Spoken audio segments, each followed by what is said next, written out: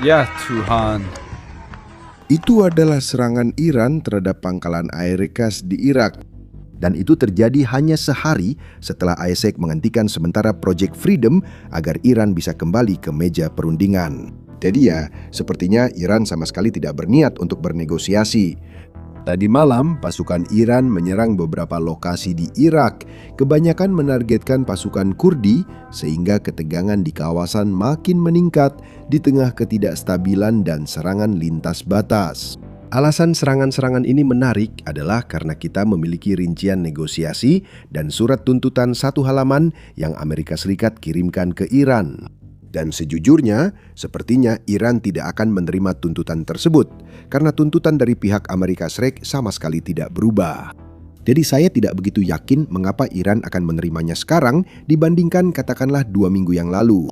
Karena meskipun blokade sudah berlangsung cukup lama, waktunya belum cukup lama bagi Iran untuk benar-benar merasakan dampaknya. Selain itu, ada celah di blokade itu, yaitu perbatasan Iran-Pakistan yang dipakai Iran menyelundupkan pasokan masuk, minyak keluar, dan memperpanjang masa bertahan mereka. Kita akan membahas kesepakatan baru, memorandum 1 halaman dari Amerika Serikat untuk Iran, serta tanggapan Iran sebentar lagi. Tapi sebelum itu, sebenarnya kita punya beberapa detail menarik terkait Project Freedom dan alasan mengapa proyek itu dihentikan. Ini berasal dari NBC. Arab Saudi menolak akses ISIS ke pangkalan dan wilayah udaranya untuk Project Freedom, memaksa Trump menangguhkan operasi itu. Laporan ini menyebut Trump mengejutkan sekutu teluk dengan mengumumkan Project Freedom di media sosial pada Minggu sore tanpa koordinasi dengan negara-negara kawasan. Kerajaan Arab Saudi marah dan memberitahu ISIS bahwa mereka tak akan mengizinkan militer ISIS menerbangkan pesawat dari pangkalan udara Pangeran Sultan di Tenggara Riyadh atau melintasi wilayah udara Arab Saudi untuk mendukung operasi itu. Sekarang, sejujurnya, ini bukanlah sebuah kejutan. Saat operasi Epic Fury dimulai, negara-negara teluk tidak mengizinkan Amerika Serikat memakai wilayah udara mereka dan tetap menggunakan pangkalan di negara sendiri. Beberapa negara kemudian mengubah keputusan ini karena Iran mulai menyerang mereka, meskipun mereka adalah pihak ketiga yang netral dalam perang ini. Inilah alasan kami menyebut serangan Iran sebagai kampanye teror. Mereka ingin kawasan kacau, karena rezim Iran tahu itu satu-satunya cara bertahan. Ya, tidak sulit untuk berasumsi bahwa ketika operasi Epic Fury dihentikan selama gencatan senjata, negara-negara yang memberi Amerika Serikat izin untuk menggunakan wilayah udara mereka sebagai balasan atas serangan Iran, izin-izin tersebut kemungkinan juga dihentikan bersamaan dengan gencatan senjata. Pemerintah seharusnya berkoordinasi dengan sekutu teluk jika ingin Project Freedom berjalan serius. Namun, kini kita tahu proyek tersebut sudah dibatalkan. Dan saya ragu izin ini ada hubungannya dengan itu. Saya ragu ini adalah alasan kita membatalkannya. Saya yakin ada sesuatu lagi yang sedang terjadi dengan Iran dengan negosiasi yang semoga saja menghasilkan kabar baik dalam waktu dekat. Arab Saudi tidak mengizinkan ISIS memakai wilayah udaranya, dan hal ini bukan kejutan. Sikap ini sudah diambil Arab Saudi sejak operasi Epic Fury dimulai. Sekarang mari kita fokus pada negosiasi yang sedang berlangsung dan tuntutan Amerika Serikat kepada Iran. Sekarang sayangnya segalanya jadi lebih membingungkan. Karena kemarin ada 3 daftar tuntutan berbeda yang dipublikasikan 3 media berita berbeda. Kita akan membahas satu persatu, menilai mana yang lebih dan kurang mungkin. Pertama, ada dari Wall Street Journal. Tuntutan ini meliputi larangan pengayaan selama 20 tahun dan Iran harus menyerahkan seluruh uranium yang diperkaya. Iran menyatakan secara terbuka tidak mencari senjata nuklir.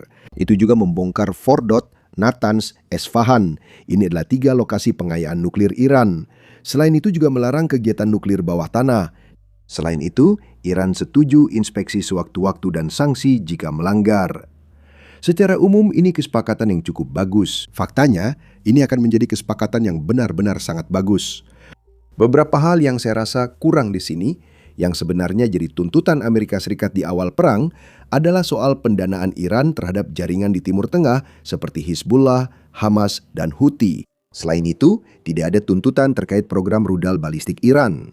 Tentu saja, itu 2 kekurangan besar. Tapi di luar itu, ini adalah kesepakatan yang cukup bagus jika Iran setuju. Dan itulah tepatnya mengapa, karena ini adalah kesepakatan yang cukup bagus untuk Amerika Serikat, sangat-sangat kecil kemungkinan Iran benar-benar akan setuju. Sekarang, kesepakatan kedua yang kita miliki berasal dari Axios, dan yang satu ini tampaknya sedikit lebih mungkin akan menghasilkan sesuatu. Tapi sekali lagi, itu berarti bahwa kesepakatan ini tidak sebaik itu untuk Amerika Serikat. Sekarang sebelum kita membahas kesepakatan Axios ini, Business Basics hanya ingin mengingatkan semua orang untuk menekan tombol like dan subscribe di bawah. Itu benar-benar membantu Business Basics saat meliput berita, terutama dengan algoritma YouTube. Dan sekarang, mari kita lanjutkan. Menurut Axios, Gedung Putih percaya bahwa mereka semakin dekat dengan kesepakatan dengan Iran mengenai nota kesepahaman satu halaman untuk mengakhiri perang dan menetapkan kerangka kerja untuk negosiasi nuklir yang lebih rinci. Alasan saya mengatakan ini kemungkinan besar akan ditandatangani adalah karena sebenarnya ini bukan kesepakatan. Dan faktanya, inilah yang sebenarnya diminta oleh Iran sekitar seminggu yang lalu, atau mungkin 5 hari yang lalu. Iran mengatakan mereka menginginkan sebuah kesepakatan yang mencabut blokade dan mereka akan membuka Selat Hormuz, serta lebih memilih untuk bernegosiasi soal nuklir di kemudian hari.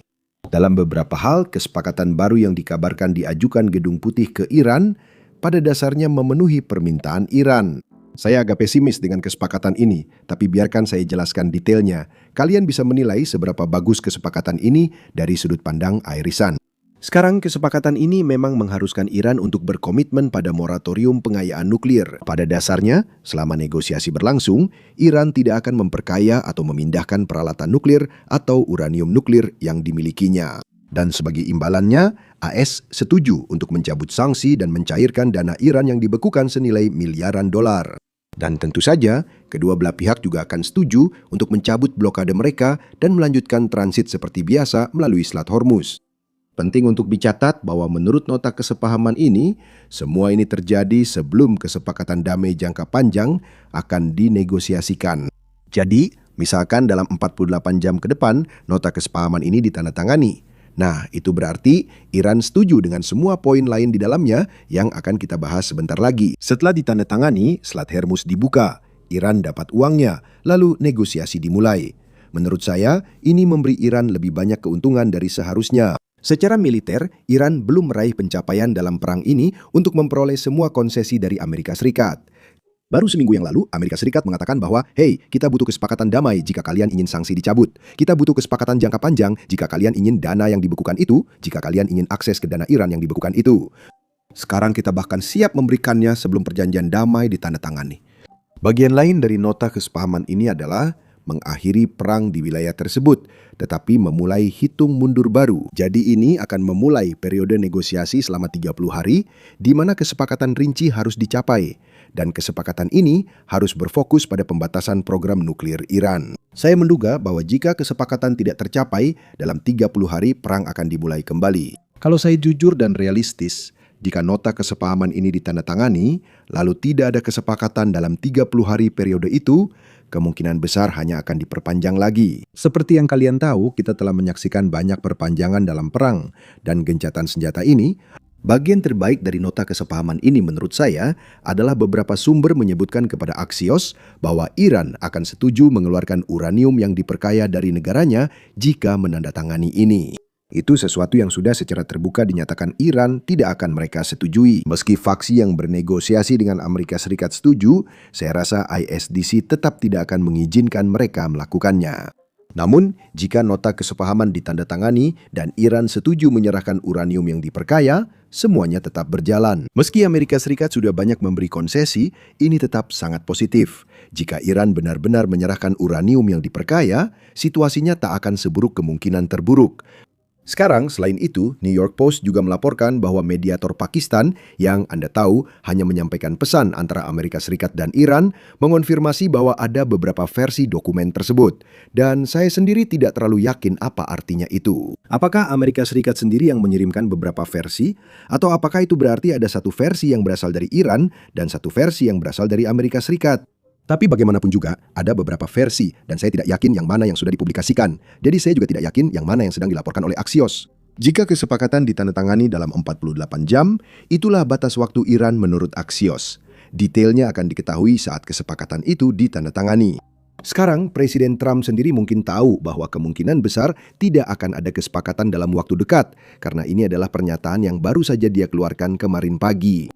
Dengan asumsi Iran setuju untuk memberikan apa yang telah disepakati, yang mungkin merupakan asumsi besar, Epic Fury yang sudah legendaris itu akan berakhir, dan blokade yang sangat efektif akan memungkinkan Selat Hormuz terbuka untuk semua pihak, termasuk Iran.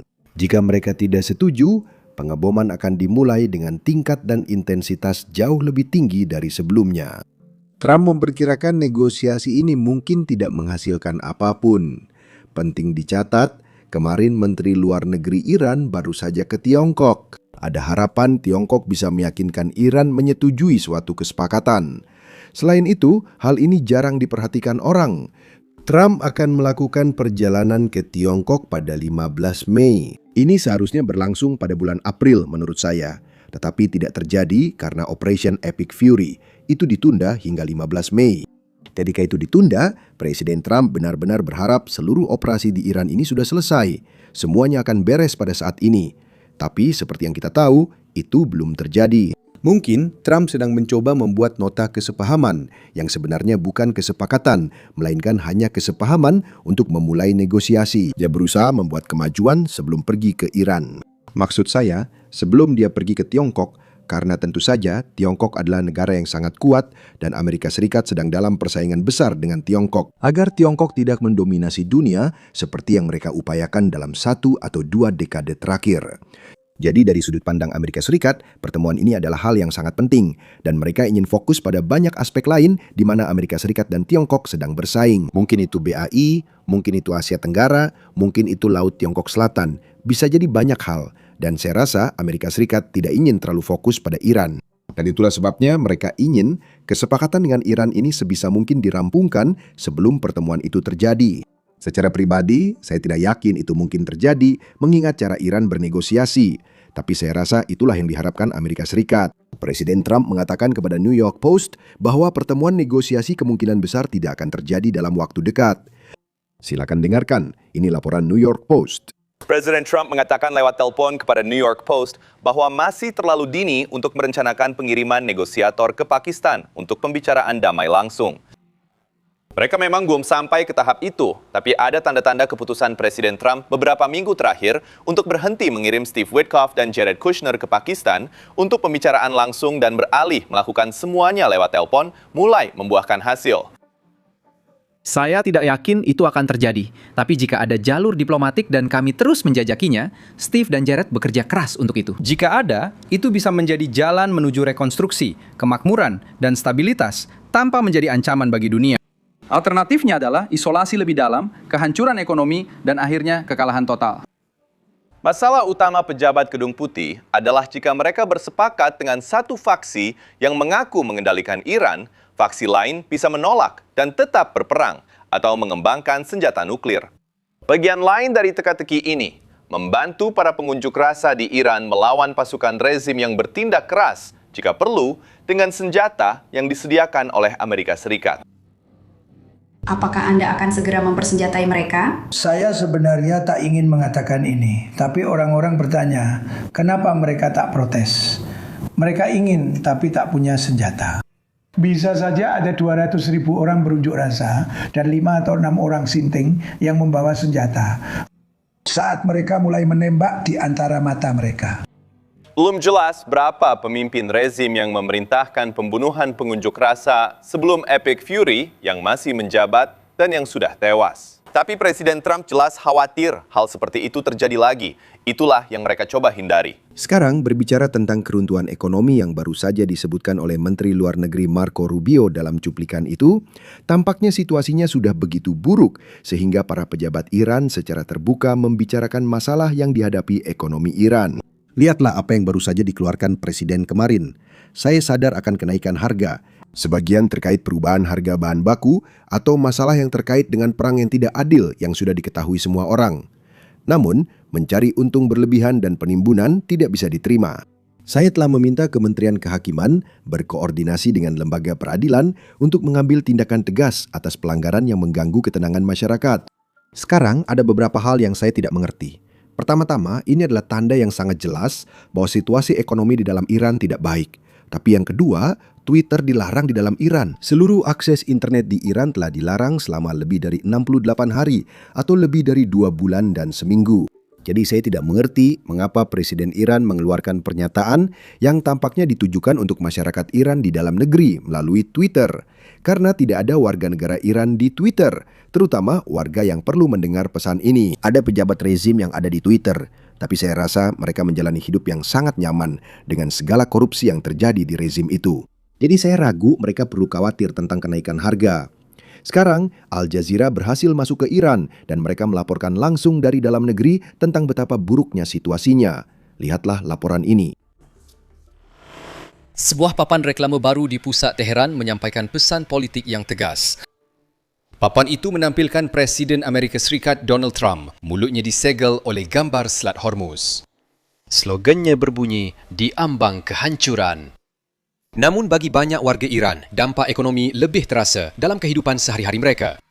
Mata wangnya tidak stabil dan harga barang kebutuhan sehari-hari terus naik. Kami melihat inflasi yang terutama dalam 1 atau 2 minggu terakhir telah menimbulkan kecemasan di kalangan masyarakat. Kami melihat harga naik setiap hari, mulai dari telur hingga mobil, emas, dan dolar. Gencatan senjata untuk sementara menghentikan serangan langsung. Tapi warga mengatakan itu tidak berarti keadaan menjadi lebih baik. Itu terbakar seperti petasan. Gencatan senjata terasa penuh ketidakpastian. Mereka merencanakan langkah berdasarkan tekanan ekonomi dan sanksi. Gencatan senjata itu merugikan rakyat Iran. Para pedagang takut bahawa meskipun perang segera berakhir, kerusakan sudah terjadi. Situasi ekonomi sangat buruk. Bahkan jika kami pulih, mungkin butuh 10 hingga 15 tahun agar ekonomi membaik. Sebagian warga Iran meragukan negosiasi akan menghasilkan penyelesaian cepat.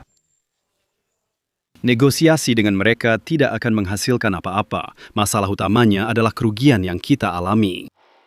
Pelaku usaha kecil menyebut sanksi makin memperburuk situasi yang sudah sulit. Sebelum gencatan senjata, kami memang nyaris tidak punya ekonomi sama sekali. Dan sekarang situasi kami menjadi lebih buruk. Tidak ada yang membaik. Banyak orang di sini bilang jeda pertempuran tidak memberi banyak ketenangan.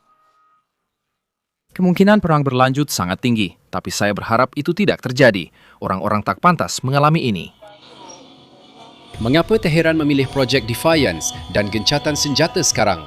Banyak di sini yakin tekanan ekonomi bisa berlangsung lebih lama dari pertempuran. Bagi banyak orang Iran, kehidupan sehari-hari mereka belum mendapatkan stabilitas yang nyata dan mereka masih menunggu keringanan ekonomi yang nyata. Sekarang, untuk memahami mengapa Iran bertindak seperti sekarang, kita harus kembali dan melihat bagaimana Iran bisa sampai pada posisinya saat ini.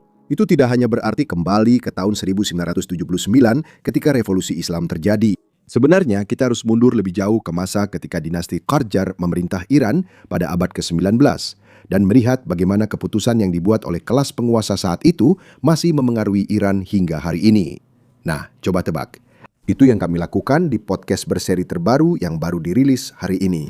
Jadi, jika Anda adalah seseorang yang tertarik dengan sejarah Iran dan bagaimana kita bisa sampai ke kondisi saat ini, pastikan untuk mendengarkannya. Anda bisa menontonnya dengan mengklik tautan di deskripsi, atau Anda juga bisa langsung menontonnya dengan mengklik layar akhir di layar Anda. Intinya, klik saja video yang ada di layar Anda.